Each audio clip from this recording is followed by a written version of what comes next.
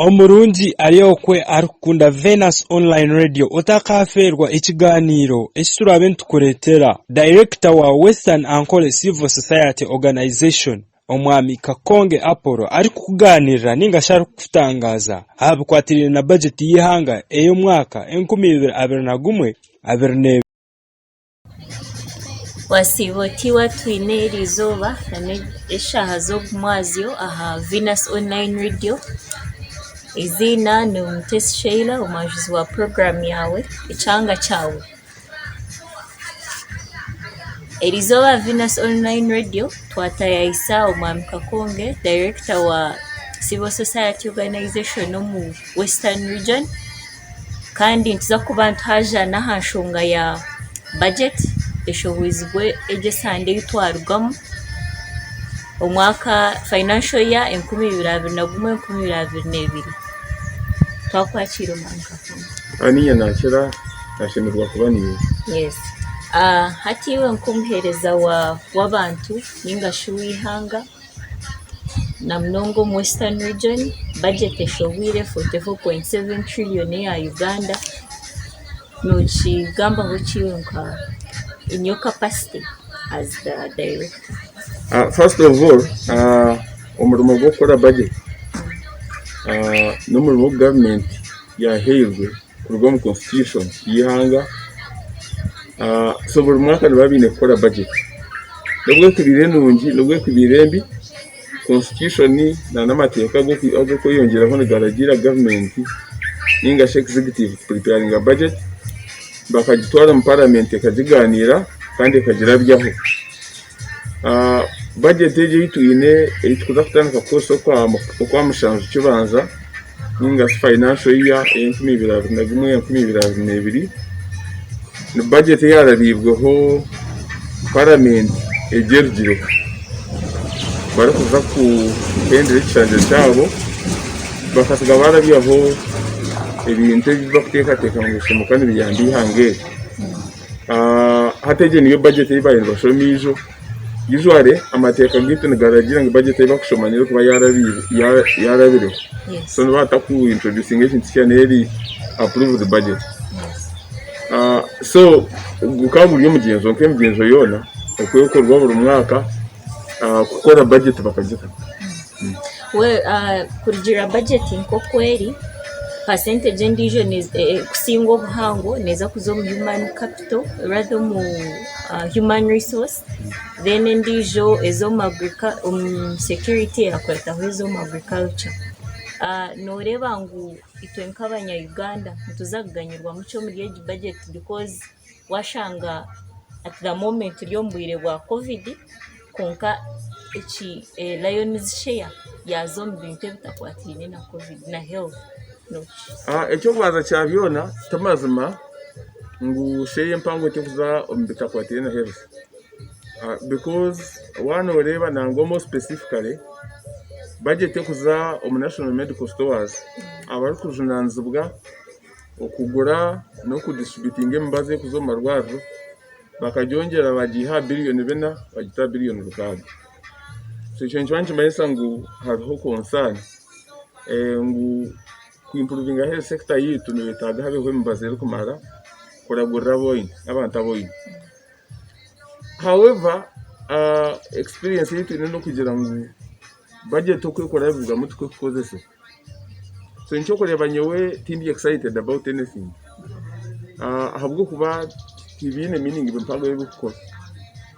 Ntikimanya ngu esente nyingi na budget yo sectors zo kureba hirinka sente nchi ato noreba bakarga mu sector approach yo ari bakosaba zo mu bakweta program approach bine programs nyingi munonga. Yes. Ezakuraninga under ebakweta national development plan 3 NDP 3. So aho ntukurebera oya mu manizo going. Nangwa no ho kujiziro tinyenda kuziteka mu agriculture abo kuba the way things are. Nibabasha kushome cyandiko cya budget ngo bateka sente nyingi mu agriculture. Konka implementation na habo kugira ngo hati bine shortfall ya revenue because of COVID many businesses are not doing well. Orebirijo president kwaranjiriye bana na biri everyone here run home. Yes. It means they went home to consume, they didn't go home to produce. Let me cut you short. Speaking of implementation, recently, turebere cabinet nsya the president appointing. Notekatekangu, will there be a difference because big positions already bazihira abakazi compared to the previous years? So notekatekangu nakubaho difference in terms of implementation. Nikishana nakugamba ko kubora nyeneka wateka ebyokurya by'abantu 50 kweta abajenyigana nubwo kuronda umugabo z'umurungi najya kugabura bya 50 takwiza kugabura by'abantu igana ekyo kiri kumanyisa nikimanyisa ngo nangwa nubwo kugiteka mu abasigazi abakina amani na used to baganyirwa ubwo rede budget iyo yonka squeezed mno wale budget ya last year na ya this year taro difference mpango mno. Problem yi challenge budget eje kuza kugira no kugira ngo tubarabya raising sente kwiza kujorani both locally and globally abukuba financing into jihahe everyone has problems, grants, donations, loans.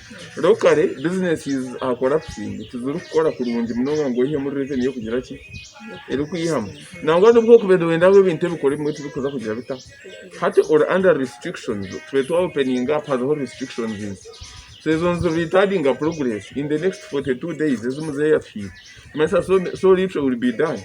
So budget nangwa nubwo kubera nungi eri kushaki konka performance yayo nangwa nubwo kujya homugabo z'umurungi eteshizwe kubi negimage ziki yemerende so abo kunda kufantasizinga ibintu byasoma ni budget bondo babukwiza gumana bareba bahangire ya misho konka ito abatwire babireba it's business as usual umushizo makaja ngo move the same. I mean even now it's going to be worse because the government cannot provide and will not be able to provide ebyezo commitments zeyehi nicyo no bwabe no gishoro bagishomo ko no reba ngo utaromora ekinde kizibu bakakwata bateka mu imishoro mingi bushiko kuteka ho minister wo mukazi prime minister wo mukazi nga vice president wo mukazi ayiho umushoro takuye umushoro n'ugwiza kugumaho kandi abantu bija gupereza konka no gwiza kwibwa abantu akaba kubenda baguha kanko cyo kurebera ho school za kurozi akato kumanya ubarigu amashobera go kurebana ga consuming ibintu bingi like food and other consuming moves. In fact, amashomero building a business muno. Hati nka grocery shops abo guzo buhunga bachi they have closed bakatibine hogu. So at ko kubotine abantu abaliyo ba consuming otine abantu abaliyo ba producing yo budget byasanga no gumano manyango akashoma budget okwa mukaga no garko nurinda kwa mukago kundi and we will be discussing the same story. For me the most important question is how do we make sure that nanaka chakaroho itwe twatahamu because for me that's the most important question. So if you answer that, how would you approach it? Kasho watahamu no kugira ngo bushenye kubara lete yo billions zanyu 20 iyo muri byo gozo billions zajasta zakora ikizini gukora habire henteka yo nayo kugira ngo kuzirije programs running ninga still ntuzagaruka mutuzino nico cyo. The unfortunate bit ya yechoneje turijiro mu karuru so most people abariyo mu office ejesha n'abantu abakine njara nyingi. In fact nkawareba kuruga LCC kugaruka kuza parliament abantu bona barahire batine sente mu nshaka ekyo nkimanyisa ngo ogwo mwaka abantu benda kubanza kuronda kasente ko kamashita kasente ko kubaho kushashana amabanza g'ubururu so nibiza kusqueezing government munonga no to squeezed by covid kokana politicians nibiza kusqueezing government munonga kwenda kwihama kasente kabo sabuko ko kubano rebo rugiro mu karusi penije miliyoni 10,225 nundo tandike kukwata garro munsha. Attention na change affecting a budget performance. So you're implying kujangu na nabariyo mu office they are not going to perform. If you kore bobira inamasuku ngo abantu abo yohorizo mu councils za district ezegomborana no mu parliament muri bija kwiyamba kurwanisa ubwibi bw'esente kucendeze zukura bombi yaranzaragarka kurebwa ngo priorities za beza abantu babutosha ekyo cyewe akatikiro kwiza kuba nyeno garko nyetaho kwa mukago mwe ko kwizanyiza kugamba ngo tikirabire ningi yobo nyine nija kunyegambira ngo tikirabire akatikira gesta kirabe ogu no mwaka in fact ogu mwaka no kwizana imyaka yo kuri imyaka yo kushawara people are very hungry bari kubimono. So what do you think nutekatekangu president arashimye gukora kugira ngo habe hintasi habe bunshoboza ya sente in terms of business kandi ogwe hari hejembera ejembera tekwitereza planning kurungi because no reba egumere kudipredictinga to microscopic exactness wakajyote ikintu kubasa gukora nshiza kurugamo no one expected to kugira wave ya kabiri ya corona around this time so tina been expecting on some marameza ziryo mu kastunanti abana bahumura atko kubori minister of education of planning education sector how do you move forward iyo kubori minister wa agriculture uri kujya mu ndoje huza trade expo gireki what do you do?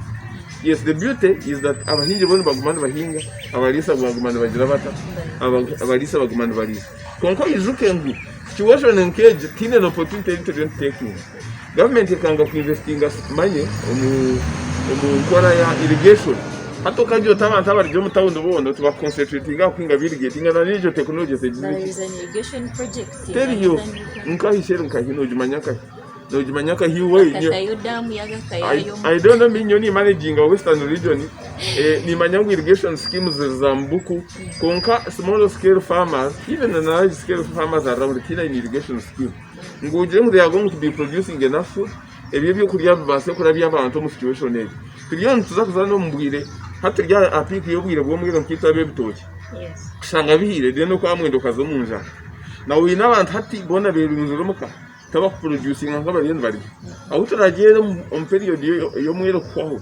ijana ijafta hamwe mari hoje mari habantu reka kashangu izo bakaraka hunga abantu bari mu covid baremba buzangu mbako kaka hunga kaka mu politics kandi ko bakakaba kabaye baheza abantu batanu acha bakaba hawe batari mu bekai anyway as in your capacity director wa civil society organization decide what do you think can this be done ejembera kutebekana ninga what implementations ecyo kubanza cyabiyona abantu mwese bibiri mwerwa mu Rwanda covid that's the bottom line ebyo bindi nebyabwanyuma ko kubor safe ko kubor healthy the rest you can have by the way even in the countries how kusanga countries are collapsing democracies are collapsing and having the basically biguma how ma human life abantu bakabire byo kuri bina manu marungi the rest you can always get so for me abantu babanze barwanse covid bajware masks zabo ba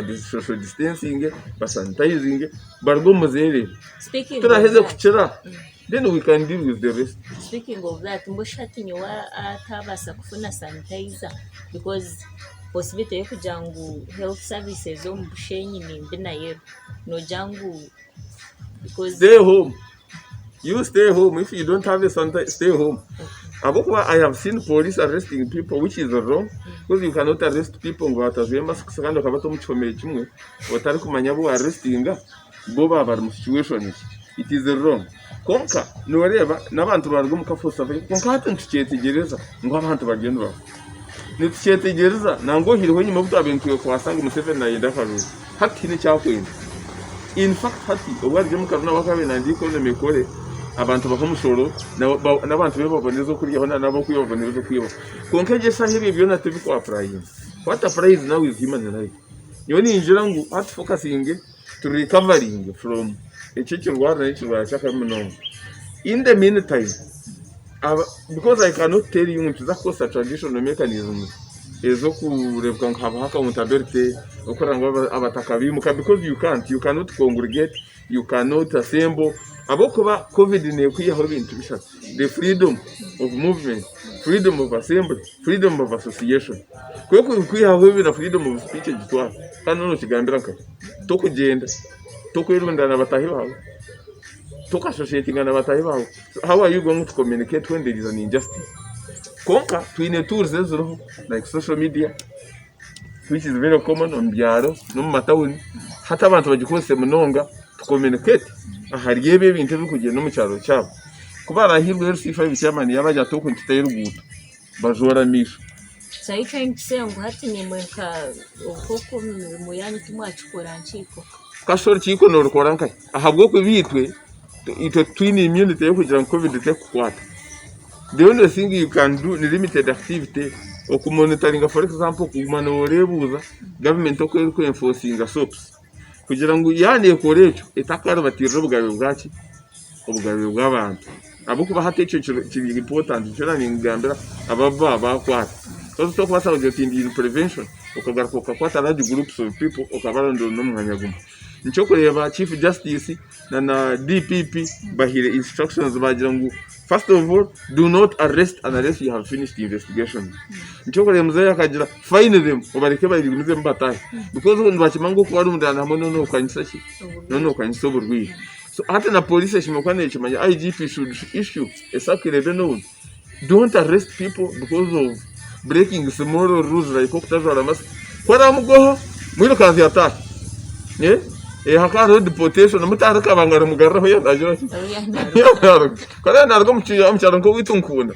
iyo mutaraka bangara mugarre nkubone bikomeka hi two checkpoints was extending to rural communities so that people tabakurugenda yizo mutawuni where the risk of infection is so high but hata ibyo byone so hata ibyo ni limiting participation in the development process hata aho tukiza kubuza hagwa district kubuza za livelihood aho district eshinjire tukiza kugenda district kubuza za wepo akana na district eshinjire tukubuza za bacyara tukubuza ezemyoga kasino warabanka nibachira. So are you trying to say everything will be put hold abukuba I believe there is another way around something which way tokashanga kujangu ekintu umuhanda nugumwe nugogwe tariho indije endero yakubasa kuteka kujango kintu gendo ni ati ncho kureba tuyine representative democracy aho kushango ine ka FC5 chairman executive mu kizimbaho barumwe bakora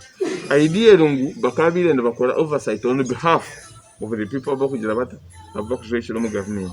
Unfortunately leaders kuba kwikoma office nabo baba part of government barabaja ngwita ba government benga kweta bibimbeze bita ba government echo nkiretera barga hagubine gukora bakora gufabategeze bata ubwo batashimye ko for me I think omubwiro as a stop gap measure leaders abari mu office barebeke ngo bakora umurimo gwabo so that it umutarabetige mukatugire confidence ngo abantu abari mu office bari bagira bata bari bakora umurimo gwabo and I think for me that works better.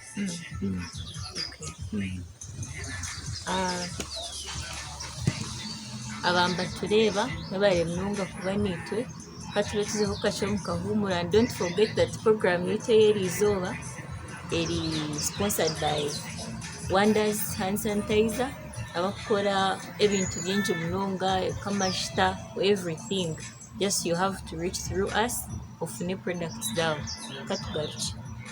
Welcome back from that short break. At the moment katugaruki omukitwaba terumu ntiza kureba hanshonga ya road construction no Kongo. Tumanyangu a few weeks back President Sekeda kohereza omujwekero mu Uganda kuja kusayininga endagano between the two countries, between Uganda na DR Congo kujangu Uganda ehwere Congo kombeka engutu. Then eje Sunday itwazamu omwebembezi w'ihangariyo naza kutravelinga kuza Congo still on the same issue. Budget already released to cater for that. It has been catered for. So, Mr. Kakonge, what do you have to say about this issue? Because already tonkabanya Uganda tuinengu eziri mu potholes noriyo motoka yawe konko utakuruta no kahokuza. And now the irony is the president is aiding Congo to construct roads. Hata noreba What you mean? noreba antabigiro bakebera face value bareba ruguto really that thing is not about ruguto ibintu bya national security abukuba changes mu Uganda zishizire kugera nezo kuruga Congo na rebellion so koko bano wenda kurwana sa rebellion Congo no kore ibintu bingi among others na need infrastructure project bagira bata so that a region is accessible and for many other things. Of course there are speculations zo kujya mu bageza ko kwenda so na protecting inzira mu Burundi which is a bit of kutahabwa conflicts za na Rwanda and it could make sense abukuba noreba na Rwanda conflicts za na Uganda nazo zijyana ending 2 years down the road byangire kwa so muri izo nation as a national security one of discussing ukatana kagamba ruguto nyinja nori nkubaha kuko no kaba ncendo rebe binte bindi manyi intentions zazindi hariho kiba kweta intention behind the main intention iyo cyo kurenka main intention kiba kiri minor konke kiri major kiba kiri of course they have already had they have set up a military base there. Yes. That military base na no go to Guinea Bissau. Tunibenda kukumba basiba. Kare baba cool. Eva Kombechesa. Well, usually in Uganda we have had cases of corruption, especially in regard to infrastructure. Tukareba the Katosi saga, tukareba Ntureba. We have one of the most expensive roads in the world. Well, do you think this won't repeat? Corruption. Regarding the Congo issue, At corruption be Congo. Corruption is your DNA ya Uganda. Ya leadership na governance ya Uganda. So itogwitu no kugira ngo no gumano Rwanda kuchendeza ejo hemorrhage akwiba kurengeserize. Konka icyo kugira ngo umugwiro buke no yija kurwana iyo corruption kigumere. It is not possible. It's still possible. Oyireho abo aba responsible for making sure ngo corruption yahoba hizo kushara mu ngwe kuta. Ito tubye mu firefighting. Kwerwana hombwe ntirinka abantu rwani ho group, rwani ho association.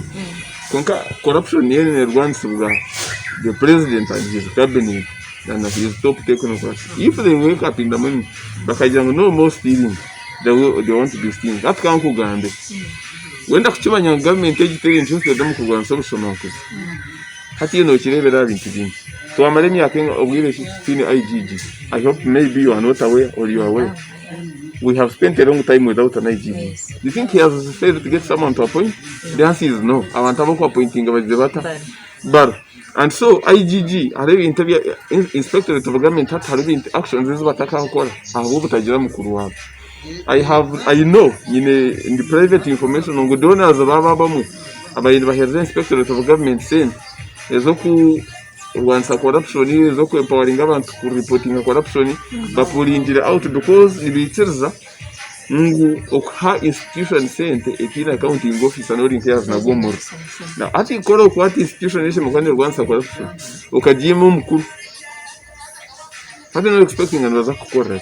So every interview ku rwansa corruption mu Uganda reka tugumetiriyo umshado boxing owore wera kwate ntobe mukwate kwira remereme itwa hatugezeho tukagezaho kunkara gute turagezeho just because of actions no kugira ngo hakaraho willingness na commitment on the other players. For example, to investigating jire kwata bashuma ababa haba municipality to bitsize police ya investigation hata no rengo department ya korugwaye to agire mu DPP ba sanctioning a fight to agire mu court ya playing part hata no there many players abari ngaro. So hati yo ni nka chain whatever one of the players yargam atakora mu rumogwe ebyasigara rugumuri nko buryo mu kirota. It's just a dream, it's a fallacy. So you keep fighting, especially at prevention level, kugira ngo wamugo humushimana azafata humudesa yo mutere ndojo ayirukanga genda kwari kugenda natata hamushirecho konka taro guarantee mutakuzaga. He might come back gumene mutere nduru ningo bundi succeeding akwibagira iki ningo bundi bize with big force bakwibagira. And that is what happens in Uganda. People steal abantu nibiba no makwiba ubwakondo bari abashira n'abakondo nibiba kokirwa bamugo humugo konkeze bakwiba Kampala zo hati abatakizo no gota zeze no kimanya abahereze kuziba konkeze zakunize nguto ezamarwaro ezamashomero ezagurika ezo no basaka muri arena kuziba mutere nduru konka Kampala no baranga bakiba sente zo gutozaho ngo kandi bakardikaringa ngo diserta. So are you trying to say the Western region is corruption free? No, it is very corrupt actually. Kanko gambe it is also known ngo myanyere mu abantu bindi bo gamba munonga corruption n'ibyo higuru munonga kukire batakujigamba. It is very common because thieves bayemanya kusabika mu ventinga ebi processes ezo hata kimanya ngo mu focusing ari cya kusamesa dendish. So by the time people start quarreling, it means the problem is mpango. So problem ukunu yari mpango. Ni mpango konka hand hoyer na was. What measures have been put? By who? The people who fight. Ito ntubakwata nkoko nagambe ntubakwata. We mobilize people to engage, to take action against the corrupt, to blow the whistle, the vuvuzela, to report corruption. But you know there are areas where people even don't know what is happening. They are not reporting anything. Thorough action iri nebaho. So okuyeba kwe kurunomo nibazana naha maramiza sande na no akata no mkaga baheme twizo kimwe kikumi cy'ebibiri and it is normal people usangana baba celebrating nibabaramya umwe bari gukora abana bitu nimwe muruho and it is normal but here culture and trend yene hinduka hatuko kuyo abantu bakutera rwari uhemuka kungukemuka hata abashima no kwemuka tukubitiye cyo cyakite kiri business ana jati njya kwimuka ngo njya kwa nyine sente but bottom line is that actions z'abantu zine effect mpango and corruption. The moment government officer yamanya someone is watching, it will deterrent enough. You could reducing a corruption by a very big percentage. Just to know someone is watching you. Hata no rero mu cottage masking yabo kugira ngo ndakunkenye mu yenyuma kwa biroro mu police gita ukiro mu police atakore bugira ki bagiya konka hata abantu nagita hagirikaho akana amanyango wota gikiri uti for your safety the other time bakana bajya nabwo safety yaka uranda mu 7 now it is about them similar na cyo cya corruption na cyo kwekeza kirinka corona. So in a few words, wrap up this tugambire what you anticipate, what you expect from bantu abakora nabo echo kwaza cyabyona abantu abaturikirije mu expecting cyangwa munonga ko rugumu government mu financial year kutana ko kwamusanga ko na government yifine kubetine sente ne kubetine capacity mpango yo ku delivering services for many reasons as most kumanya no takumanya 3 trillion post election time abantu bari benda harvesting a lot, so don't expect so much, but mube vigilant munonga mube vigilant mutakaho namba okufuna kiza kukinza mu FCA.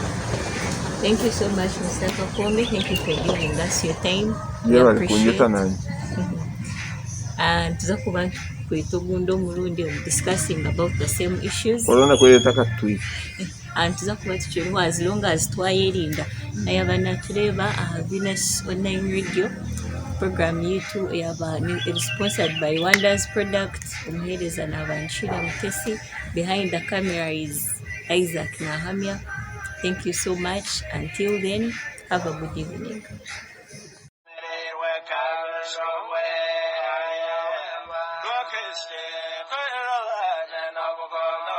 Sister,